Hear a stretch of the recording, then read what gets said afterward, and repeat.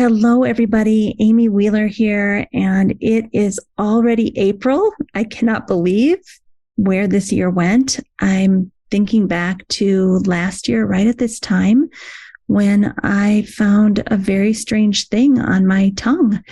And it took another 2 months to diagnose what that strange thing was, but turned out that it was cancer. And yes, I had tongue cancer.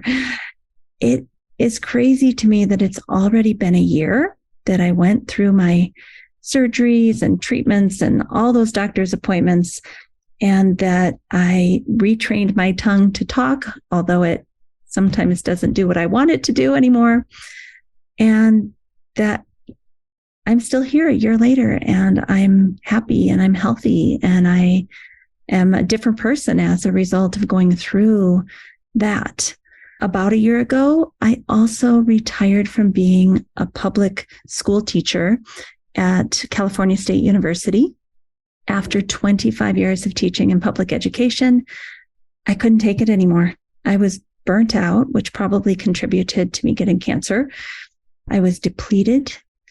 I wasn't enjoying myself anymore. And I don't think it was just the COVID pandemic. Education had changed in the last 5 years, I would say, in a way that was no longer comfortable for me. And the longer I put it off, this retirement decision, the more unhealthy I got, the more depleted I got, the more dysregulated my nervous system got. And a number of health issues popped up, including chronic pain, high cholesterol, these types of things. But it was because I was not living a sustainable lifestyle, and I was burnt out. And so for a lot of you listening out there, it is really hard to take that jump and say, I've got to do something new. But I can tell you, a year later, I'm so happy. I am so happy. I have the life I want. I'm living in a regulated nervous system. I'm living in a stable mind. I'm happy. I'm healthy. I'm able to do self-care. I'm taking care of my family and my animals and my husband and my parents. And I've got a new lease on life.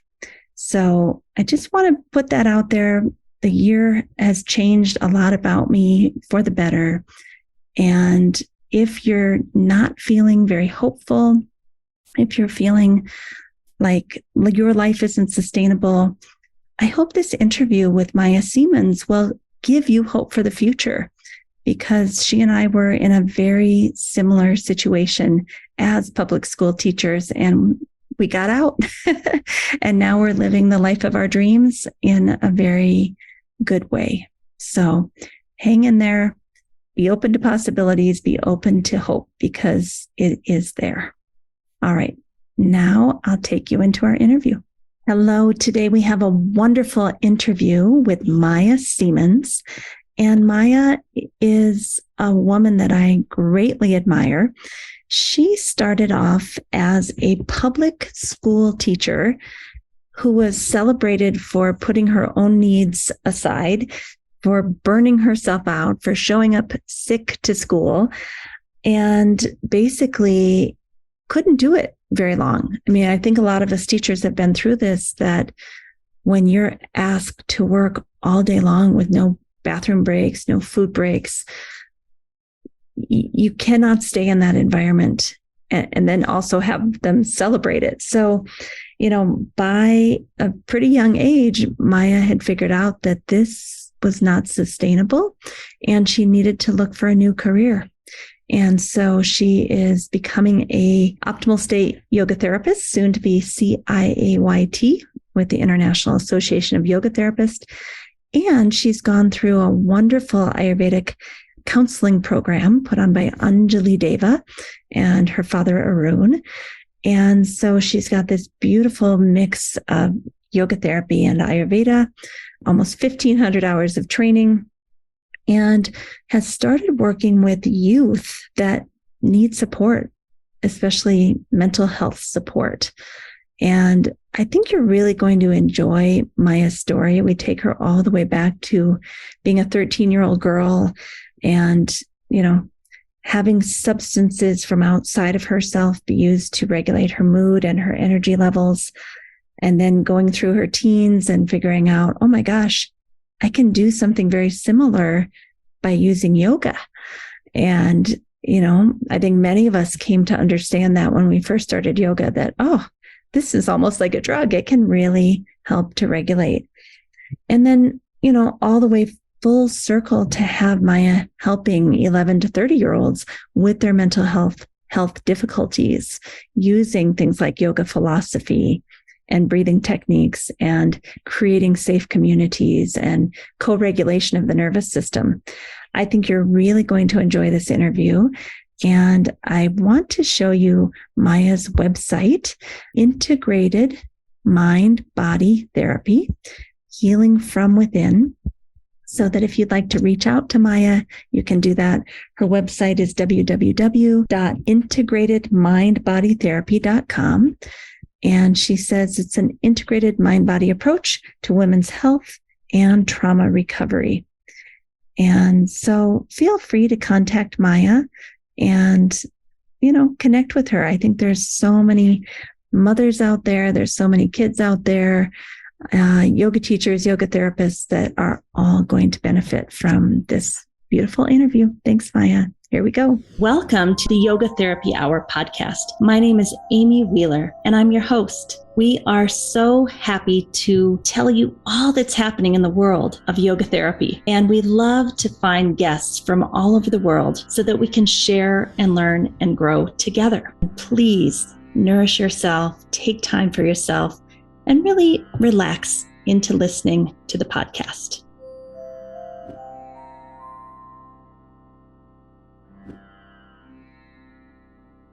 Thank you for coming, Maya. It's so nice to see you today. Welcome. Thank you. I'm really happy to be here. Maya, I've always been really curious about your story and where you came from, how you healed yourself and where you're going in this life and the hope that you have for the future. But first, I just want to tell our audience a tiny bit about you before we get into your story and all of the wisdom that you're going to share with us today. So Maya is in an integrative Ayurvedic health counselor program with Anjali and Arun Deva. It's a 600-hour program, and she's getting close to being finished. And Maya is in the Optimal State Yoga Therapy Training Program, which is 865 hours and very, very close to being finished also. So in the last couple of years, you have done a massive amount of training in yoga and Ayurveda. How has that been? It's been like the gift of a lifetime, honestly. It's so interesting how COVID opened up the universe for me to be able to do this. A lot of my life shut down, and then I was feeling pretty lost. And then this really kind of came out of nowhere in some ways. I mean, I was always on the yoga path, but finding Optimal State in particular was in a special way. Reading Dr. Gail Parker's book, the introduction, it was as soon as I read that introduction, I was like, this is it. This is what I want to do. So yeah, it's been so amazing. The community, the support, and the invitation to apply it to yourself has been the greatest gift of all of it. Thank you so much. Well, let's start from the beginning. When I met you, I think you had just decided that public school teaching, although you were passionate about it and you were really good at it, it was taking too much of a toll on you. Is that accurate? Yeah, it had been a few years. I had been in recovery from public school teaching for a few years at that point, but I was headed back into the schools at that time for sure, before COVID. I was kind of finding like, this is all. You were going to go back and start teaching again. In some capacity in the schools, but yes, teaching probably is what it was looking like. Yeah.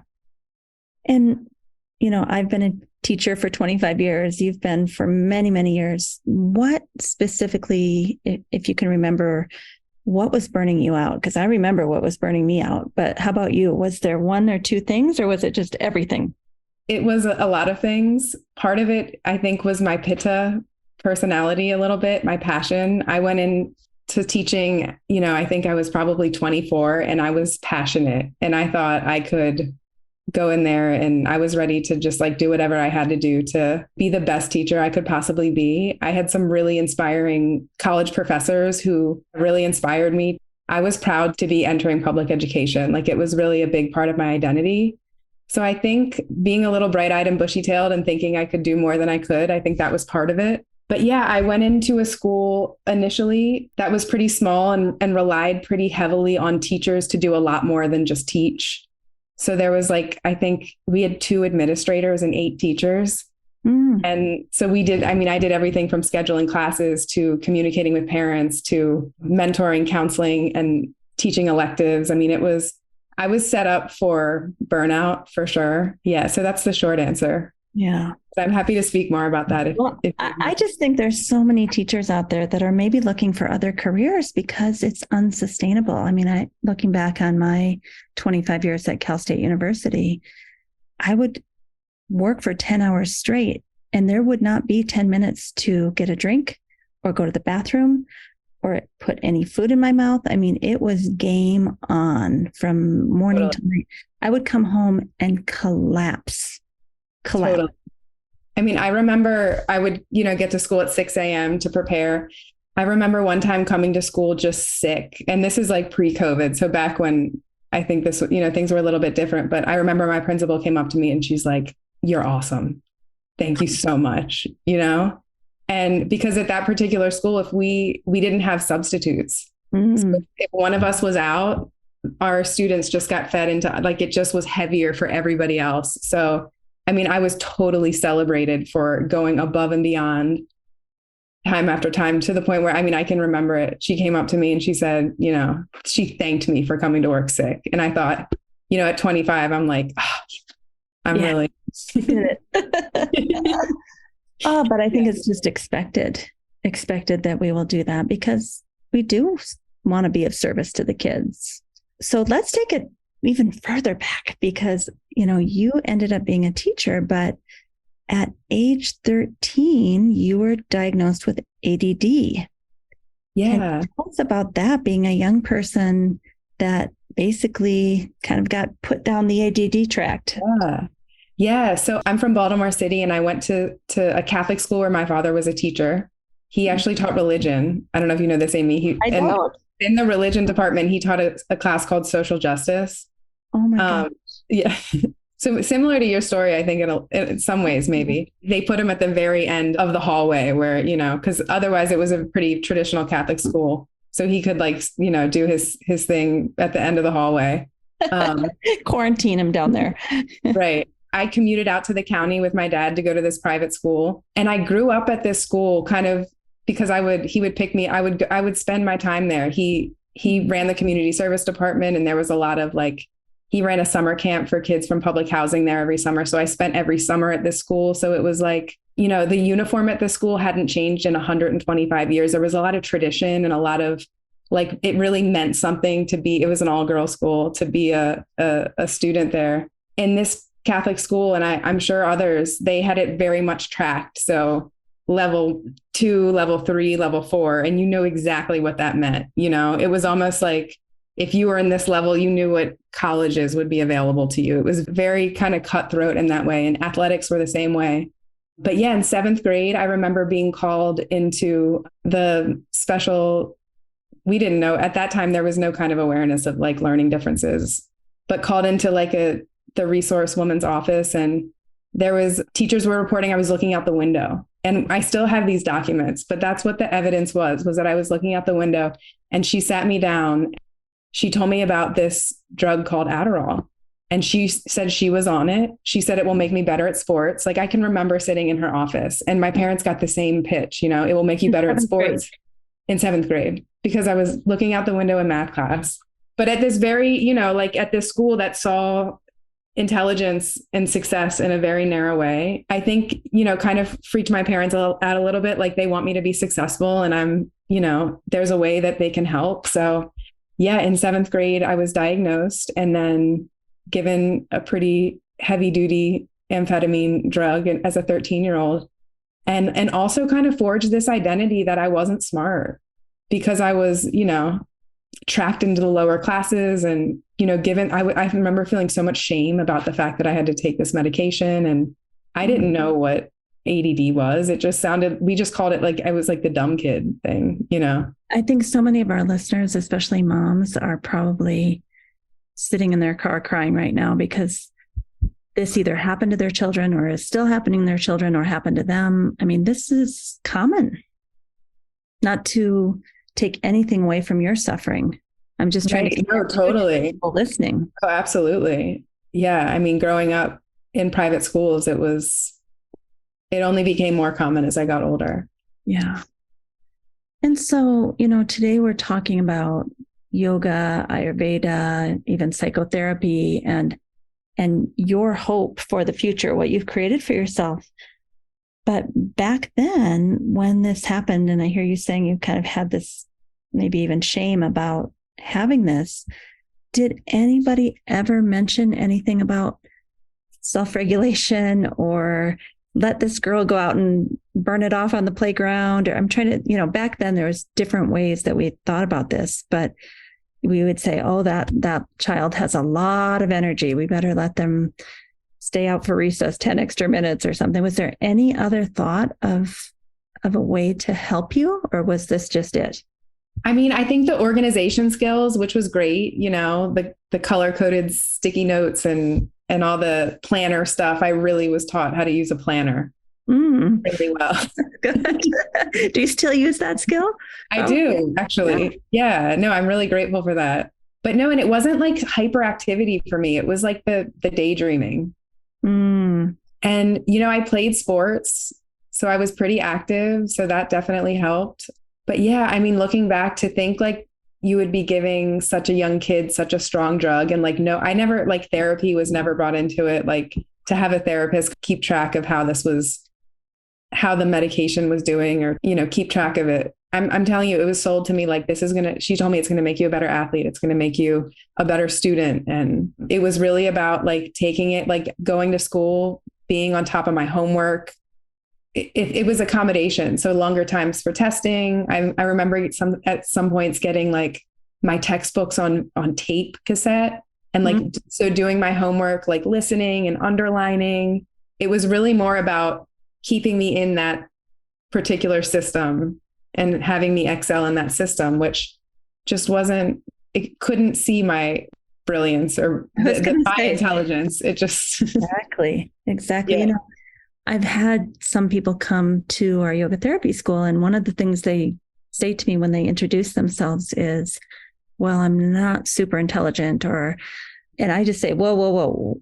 There are so many forms of intelligence. When you talk about you're not intelligent, which one are you referring to? Right. Here's all the ways I see you socially, emotionally intelligent. Yeah. And so I think as a teacher, I set my classroom up to value a very different kind of intelligence. Yeah. So yeah, it led me somewhere, but you said you got powerful amphetamines at age 13. How did that play out? At first, I remember, like, as a kid, I just had no self-awareness. I mean, I remember they would give you a list of possible side effects, and I just didn't have the self-awareness. Like, those side effects were definitely happening. I remember, like, I wouldn't go to lunch. I would just go to the library and do work. But I just didn't have the self-awareness or the help to kind of be self-aware. Like, that just wasn't a skill I had developed at that age. What kids would, to be fair. Like, you don't know, you need to be taught these things. Right. But when I got to high school, I would say that's when I learned how to use it in a way that, in high school, it was about like getting good grades, maintaining a certain weight. Like, I mean, it was like explicitly taught to me. So in high school, I realized like, oh, this is a good thing to have it. That's my identity around it shifted. Like, oh, I'm lucky. And people wanted it. And I kind of started to use it, and I started to take control over it. Not that that was a good thing, but that's what shifted in high school So all throughout high school, all throughout college, when I found yoga for the first time was at 26, Obamacare stopped. So I couldn't get my parents' insurance anymore, which means no more Adderall. That's when I found yoga. Literally at the cutoff of the Adderall was when I found yoga. So you knew there was going to be a date where you could not get this anymore. And when you found yoga, what happened? I mean, I didn't correlate it. It wasn't like, I didn't correlate it at the time, but I remember like immediately I just started going every day. And because there was definitely anxiety about not having this drug. I mean, I think the other thing about taking a drug like that for so long is like, I attributed a lot of what I had accomplished with taking a substance or something outside of me. Even just kind of mentally like planning out my day, was very much associated with something outside of me. Yeah, it was a storm in my life of I had lost a good friend, just about to start teaching and no more Adderall. And it was the summer before starting to teach for the first time. So I had just graduated my teacher credential program in Oakland, California. I went to live up in Northern California in a little coastal town called Mendocino. With family. And it's so ironic, but this little yoga studio in the town was opened by a former teacher, which is so funny. But yeah, so I just figured I'd check it out, and it was heated. And it was just something about, I think within a couple of days, I purchased a monthly pass. And I remember at that time, like that was a lot of money for me to spend on something. So it just felt like, oh, I'm really going to do this. And I did. I went every day. And I remember kind of like crying in child's pose. It gave me sustained energy in the way that the Adderall kind of was before. So I kind of was able to connect, like, if I want to feel good today, I have to go there. Yeah. Now there was other, cool, isn't it? It was cool. And I want to be clear, like, it wasn't just so perfect. Like there was other stuff, like I was using cannabis and I had other unhealthy habits that were happening at the same time, but it was like a seed and it was the start of something for sure. It sounds like you kind of pretty quickly understood that yoga can be like an energy regulator, a mood regulator. Like you could kind of use this. I saw this a lot in the 1990s down in Los Angeles, that people almost replaced whatever they were trying to get off of in terms of addiction with 1 to 2 yoga classes a day because of that ability to sustain our energy and mood. And it's not a bad thing. I mean, I think doing a couple of yoga classes a day is better than some other things. So was that kind of your experience? Yeah. And I mean, I don't know if you'll be surprised to hear this or not, but I fell right into Bikram. There would be days where I would go twice a day. So when I got back to the Bay Area, this was my last semester of student teaching, and I was student teaching at Berkeley High School, which is like 4,000 kids. And it was so scary to get up in front of a class. And I remember going to Bikram classes and they were so hard. And I remember like looking in the mirror and being like, if I can finish this class, I can go and teach those kids tomorrow. And it was something about that. And so for me, for the first probably 5 years of my yoga journey, it was like Bikram, like going to refuel. This is what I like to point out, that there is no bad yoga, right? You needed Brahmana, you needed strength, you needed backbends, you needed challenge, you needed focus. You needed confidence, and that type of yoga provided it for you. Totally. And to me, it sounds like, yoga therapy almost, that's what you needed as a young warrior goddess, getting your groove on in public school of 4,000 kids. Totally. And for somebody else, that may not be the correct type of yoga for them. Totally. Yeah. So you figured out that yoga can help you sustain your energy, regulate your mood, bring your confidence up. Then what happened? Okay. So when I was doing the Berkeley High thing, it was only I was not full-time teaching yet. Okay. So I could maintain a regular yoga practice and do my student teaching because it was not the full responsibility of teaching. So once I got fully in the classroom, the pattern then turned into run myself into the ground, take a day off, do Bikram. I would do Bikram, get a massage, and go to Cafe Gratitude. And I would do it all over again until the break, when I would just do Bikram every day for a break. That became the relationship with the yoga, but I was not able to keep it up and consistently and teach. So I was using cannabis and alcohol at night to bring yourself down. Try to turn my mind off. Mm-hmm. Well, and I think of a lot of our listeners, a lot of yoga teachers and yoga therapists even will relate to that even with these powerful tools of yoga, you have to know the appropriate use of those tools at the right time. You have to have the motivation to do them. You have to make it a regular habit, bring it into your lifestyle, find the time to do it. even for those of us who really understand the science behind yoga and Ayurveda and the gunas and why it works, and that knowledge is a totally different situation than being able to apply it and have a sustainable lifestyle. Totally. Yeah. And I think like the one-on-one counseling and the counseling from the Yoga Sutras, like I was missing that. I was really just chasing this feeling that I didn't have words for yet. What are the words you now? Is it sattva? Is it? I think it's space. Space. Yeah. Spaciousness. Spaciousness. Yeah. So at some point you had left teaching when we had met you before you got into our program and the Integrative Ayurvedic counseling program. How has that impacted not just your professional life, because you're going to go out and help people and do great things in this world, but did going through these classes for several years actually balance your mind and body and spirit? Because that's what I see in a lot of students, is that they're getting a personal growth spurt as well as a professional growth spurt. I think 100%. And I think the fact that I can sit here and talk about things in my past that for a long time I was very ashamed of. I mean, I think that's a testament to the work that I've done and the emotional digestion that I've done and the stability of a foundation that I've built for myself. That is absolutely a result of that work. Can I ask you a lot of people get stuck on that point. Like somehow they want to uphold an image. They want to appear perfect if there is such a thing. What clicked for you that you were going to put words in your mouth, and I want you to clarify, but where you finally felt comfortable in your skin as you are, and that's enough? Do you know what clicked for you?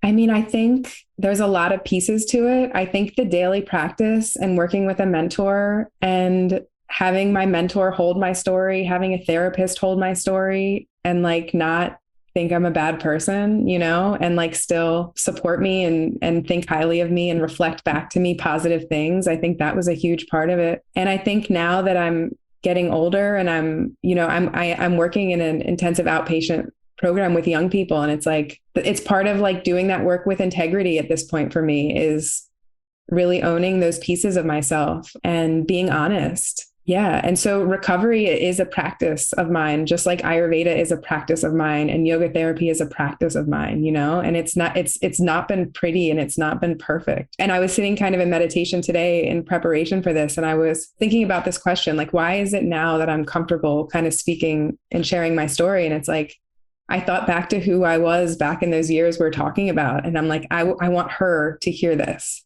And if there's someone else that is living with shame or who feels hopeless, or that I owe it to them to be honest and about the good and the bad, and for the sake of hopefully, spreading hope and connection and all of those things. What I love about what you're saying is, sometimes we can get into these kind of healing programs where basically we're told we're bad, you're a sinner, you're always going to be an alcoholic, or, And what I hear you saying is, yeah, there was some things going on that I'm not super thrilled about. And at the same time, I am whole. I am a good person. I am full of light. Like both are true at the same time. Totally. And I think that's the beauty of yoga and Ayurveda, is the entire time that we're working to heal ourselves. And I put that in, quotes, air quotes. The beauty is that we're not forgetting our wholeness and our radiance and our brilliance, and that we are more than our trauma or our addiction or our suffering. Totally. Yeah. And that worked for me, because I think the shaming, if you have to do it perfectly, like that just wouldn't have worked for me. So the invitation to be in relationship and to have people be patient with me and just, that's what I needed. I needed time. This has taken a long time. That was one of the things I was wondering if you were going to say, is to have a community of fairly healthy people. We all have flaws, but of good-hearted, good-natured people, all kind of working on themselves together with each other's best interests in mind. For me, that's been essential, because the feedback that I got is, I'm okay. I don't have to be perfect. I can show up, and if I do my best and try to be a kind person, that's enough. Versus some other situations I've been in, and specifically my teaching, 25 years at a university, there was always this feeling of, you're never going to be enough. You're the weird one. You're not doing it right. Don't skip a day. God forbid you take a day off. Like there was always this, almost like coming from my Christian faith, it almost felt at the university like I was a sinner and I had to prove differently. Yeah, I think the community piece is so critical. And I think to bring people from all different experiences and with a shared love of yoga, a lot of it, I think, is a testament to you, Amy, and the culture that you've created of integrity and honesty and values that are in line with, I mean, I think that's why when I read the introduction in Dr. Gail Parker's book, I was like that. I knew, I mean, it was instant. So there's something about, I think, what you've created that has allowed us to connect in that way. And I've taken full advantage. I mean, I really do feel at this point in the program, I've connected deeply with multiple people, and it's been a huge part of this journey. Yeah, I see that. I see that you're loved and cared for and connected, and not everyone gets there, but I think if you put in the effort and you reach out and you are honest about who you are, and it's more likely to happen, So can you tell us, and you don't have to get too specific if it's too much, but with regards to your energy levels or your moods, what kinds of things do you do? I think our listeners would like to know, like, well, what do you actually do to manage that now as an Ayurvedic counselor and yoga therapist? For me, it's been a journey of figuring that out specifically. I think the first thing that's coming to mind is like figuring out my constitution was a big part of all of this, and actually accepting myself and kind of releasing some shame and guilt. So I'm very much Pitta Kapha, and I'm apparently a very true Pitta Kapha. And so in the summertime, my needs are totally different than in the wintertime. And so it's really being in relationship to my environment and the season and the time of year and what's going on in my life. It's not just like a set program that I could just offer. It's really like doing that through the support of an amazing Ayurvedic practitioner and an amazing yoga therapist. But in general, I mean, it's a daily practice. And when it doesn't happen, it's very obvious. Like I can really feel it. And that practice is designed for you 100% at your stage of life with your constitution at a certain time of year and depending on what's going on in your life. Yeah, emotional digestion has been a big theme for me. So I've had some deeply cleansing practices, and I find that really exhale-based practices bring me to a place of clarity and spaciousness where I can be in that place for a little bit and just be a witness to what comes up. And I think that's the place that the real work happens, or I don't know if I feel comfortable saying like the healing happens, but maybe it is. But it's in that place after my practice where I'm able to just access just some quiet in my mind and some sense of spaciousness and expanse in my body and watch things come up. And sometimes it's tears associated to no memory at all, or sometimes it's just really pleasant, or sometimes, so it's in that place. And then, a lot of journaling, but that is co-negotiated with a mentor. I don't just arrive at that place because, oh, one day I did the practice this way and it felt really good. Like it's the relationship with my practice that is built with my mentor that I know how to go through and arrive at. And if it's not getting me there, then something needs to change. I love what you're saying. Like our practice shouldn't hopefully put us to sleep unless it's an insomnia practice, but it should get us to that light, spacious, clear place. And for every person, it's going to be different. And I think that's why a lot of us have trouble going to regular group yoga classes now, because we can feel, oh my gosh, that class just totally flipped me up, or this one completely brought me down. And so this idea of just individualized, almost prescriptive thing for you to help you hit that sweet spot day after day after day.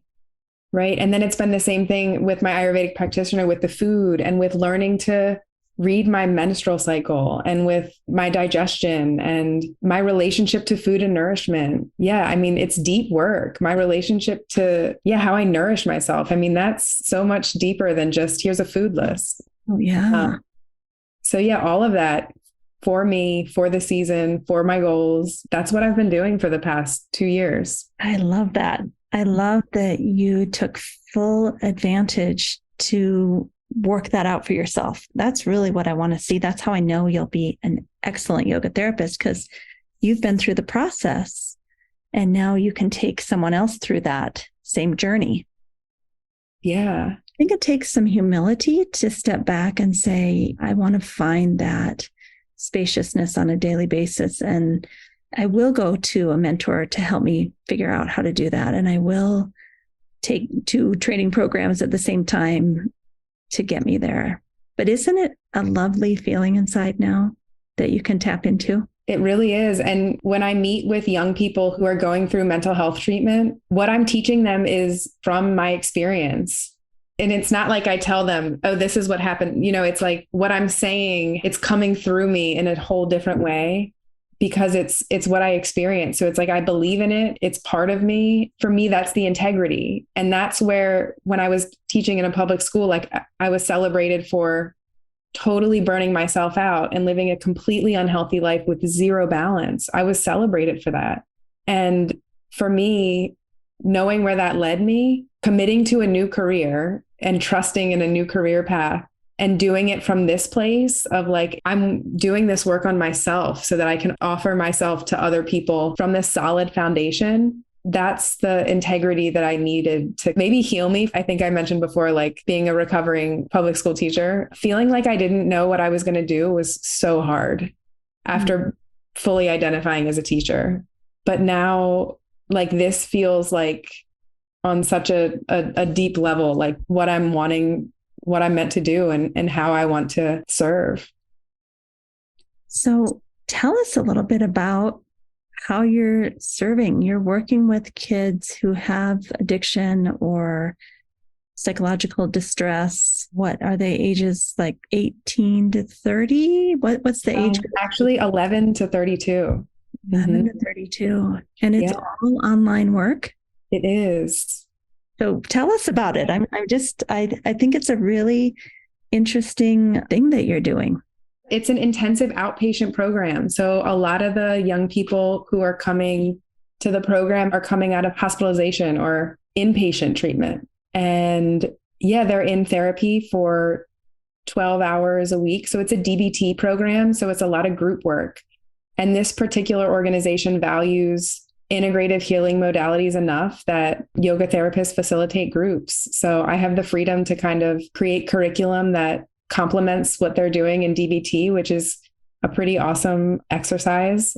It's been pretty great to see yoga therapy like right there in mental health. And so tell people that are listening, what is DBT? Dialectical behavioral therapy. A very brief description for them so they could maybe imagine like, well, how does that go with yoga? I've never gone through DBT myself. I know it has some roots in like mindfulness for sure, but it's a lot of like practical coping strategies for dealing with emotional regulation. It's pretty like by the books. It's a curriculum. So it's like there's processing hours where there's a licensed therapist in the room for processing. And then they have DBT curriculum hours where they're learning things like co-regulation and they're learning things like how to set boundaries. Like it's really practical stuff, but it's a big commitment. So I'm sure there's licensed therapists who use DBT techniques within just a regular one-on-one setting, but this is the full program, which takes about 12 weeks to work through.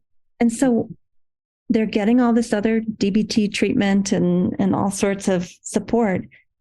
Like, what is a lesson plan that you pull from yoga philosophy or anything really? What kinds of things are you teaching them?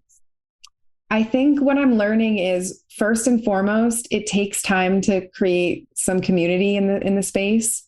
So especially with the younger ones, we're taking time to like get to know each other. So I have like a long list of questions that are kind of high interest, fun, just to get us connecting and talking and cameras on and building some trust. So we spend time there just establishing trust. And of course it ranges, if I have 11-year-olds versus if I have 30-year-olds, I can do a little bit more with the older folks. I mean, yesterday we were working with disappointment. I had a group of like 12 to 14-year-olds and we were talking about disappointment, and I had them do like write their wishes and hopes. So it was like the curriculum was around like keep wishing and hoping even if it doesn't happen. And so they wrote down their wishes and their hopes. I gave them a couple minutes to draw an image of it. And then we shared. I did a little mindfulness to kind of get them to think about what their wishes and their hopes for themselves are. So that's for the younger kids. But for the older kids, we get into nervous system stuff. Like the polyvagal stuff that I've brought for some of them have been pretty profound. And I've gotten that feedback. Like there was one young person who identified himself as being autistic. And when I went through the somatic imprints of the 3 different nervous system states, he said, I just realized I've been in freeze for so long. He said, this just gave me so much validation because people always tell me, just do this. But I realize I can't because this is the nervous state I'm in. And he's like, this just gave me so much validation. This is the most helpful thing I've learned yet. So there's these little moments. So yeah, nervous system is a big thing. Sometimes I come into group and they're still wanting to process stuff that happened in the group before, or that's still in the space, that energy is still there. So, you can plan all day, but ultimately I think for me, I'm learning more and more. It's about me doing my practices to be regulated so that I can show up and hold space and respond to the needs in front of me. So sometimes it's that. When you were talking about the 11 to 14-year-olds, what came to my mind is, she just taught them Ishvara Pranidhana, right? To have hopes and dreams and then hold it lightly because it may not turn out the way that you think it's going to turn out. Mm-hmm. So I think, we've talked about this before in some of our optimal state meetings, like kind of going through, and there's these concepts that can be tied back to Patanjali's Yoga Sutra and kind of bringing some of those threads through with the lesson. And I used to do that all the time at Cal State.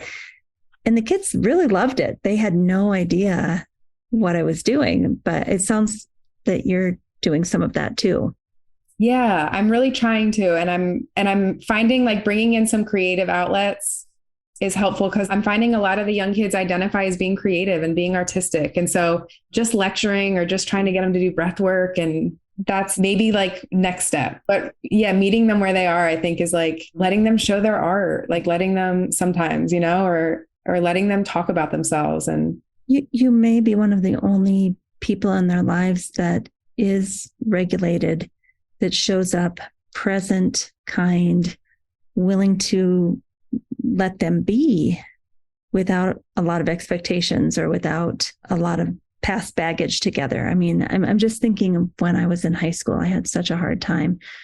What would it have been like to have a woman like you show up and just be part of my life? Like, I think that would have been life-changing. Yeah. And I wouldn't have even known it at the time, but looking back, like you say, yeah. Yeah. Part of the work is the same kind of because you don't get that initial feedback when sometimes young kids will share things that just totally move me. And like, it's like being able to reflect that back to them that, how they impact me and show them. Sometimes we have these closing circles when it's their last day. And I think it's like being comfortable with like saying, I'm emotional that you're leaving. You're going to be missed. Like those moments are really special. I try to really show up. Yeah. Not be too rigid, but also like let them see how they're impacting me and how amazing I think they are and how courageous and strong they are for doing this work as 11-year-olds. I mean, it really is. It's inspiring and it's hard work. I think anytime we show up and give our heart like that and connect and tell somebody you're good to your little core, that seed has so much potential to grow over a lifetime. It's really a beautiful thing. I still remember my 3rd grade teacher, Mrs. Severson. Every day when I came in, I was having a really hard time because my parents were getting divorced. But every day she'd say, "Good morning, sunshine." And that planted a seed in me, And I think that's what you're doing for these kids.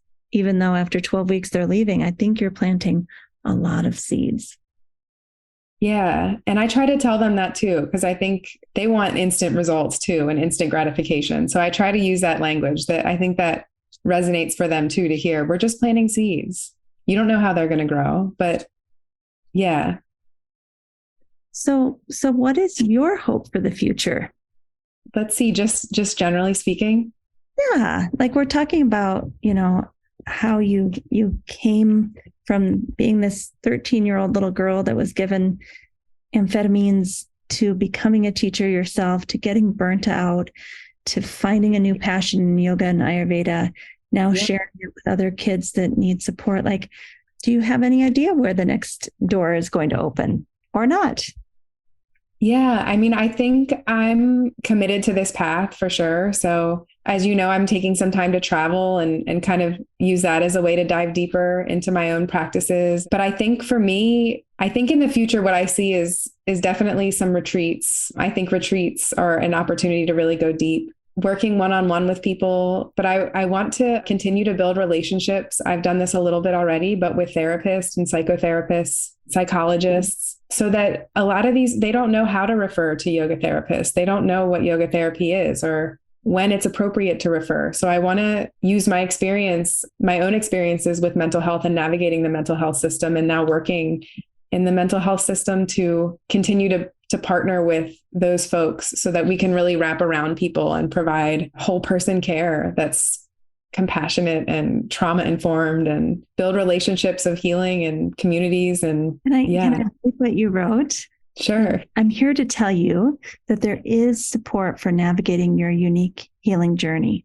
I'm here to tell you that there are people who have made it to the other side, whose life purpose is to guide you to find your healing and your peace. You are not broken. You are not too far gone. You are not too much. And there are incredible tools and treatments and communities waiting to embrace you. And there's hope for the future. Yeah. And I really believe that. You are proof of that. Any last words, Maya, that you want to talk about today, or do you feel complete? Yeah, I think that what you just read feels totally complete. Yeah. I feel, when you come into the presence of a woman who has done her work like you have and is willing to show up comfortable in her skin, just being with that person is healing. And that's how I feel every time I see you, as I'm like, I'm safe here. I'm safe with Maya. So thank you. Yeah. Thank you, Amy. Well, thank you to Maya for joining us today. One of the things that I loved that Maya said was that she had kind of formed her identity around being a teacher, and that there is and was some difficulty in trusting that after all of her schooling, becoming a teacher and then getting burnt out, that she could find a new meaningful career path. And I have to say, it takes a lot of courage to step out of what mainstream education and career paths look like and to say, you know what? I think I can do this. I think I can share my love of yoga and Ayurveda with others, and I can make a living doing this. And so for all of you out there that are wondering if that's possible, it is possible. I think, having a niche like Maya does with mental health is a really good idea, because that's the doorway in that people can understand what exactly do you do. Just saying I'm a yoga therapist is a little confusing to people sometimes. They don't always know what that means.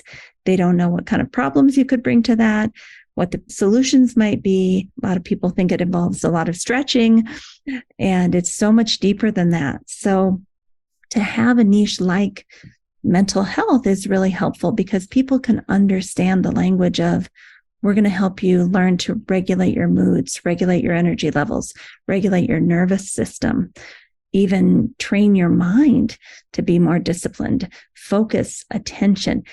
Those types of things people can understand. Oh, that's something yoga therapy could do. So I just want to encourage all of you burnt out teachers out there, or maybe mothers who are looking for solutions for their children, or even support from Maya as a mom or a dad. Feel free to contact Maya at www.integratedmindbodytherapy.com. And I think Maya would be happy to help you or your family member come to a place of more wholeness and health, and just give you support. So thank you for listening today, and we will see you next week. Please don't forget to sign up for our newsletter mailing list, where we give you a free gift every single week. It's usually something that the guest has been talking about, like a book chapter, or an article or an infographic. Check out the show notes for that. Thank you for listening today.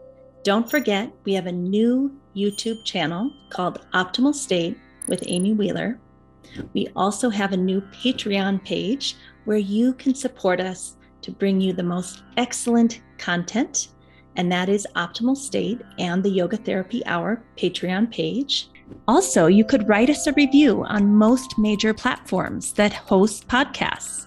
Give us 5 stars if you appreciate the show and tell us what you love so that we can do more of that. Finally, we support several nonprofit organizations through this podcast. See the show notes to understand how you can help. If you'd like to be a guest or a sponsor for this program, contact us at the email welcome@theoptimalstate.com. welcome@theoptimalstate.com. And finally, a special thank you to our team here at Optimal State. We are truly a global family. George Mantuan, one of our executive producers. Adam Satchel, senior media producer and sound engineer from the Philippines. Krishna Panchal, a producer from Canada. Modupe Abdullahi, who does the show notes and is an editor for us from Nigeria. And Peter Morley, who wrote and produced the music for this show, who lives in Australia. Find more about Peter's work at www.zenmusic.biz. Thank you for listening. We'll see you next time.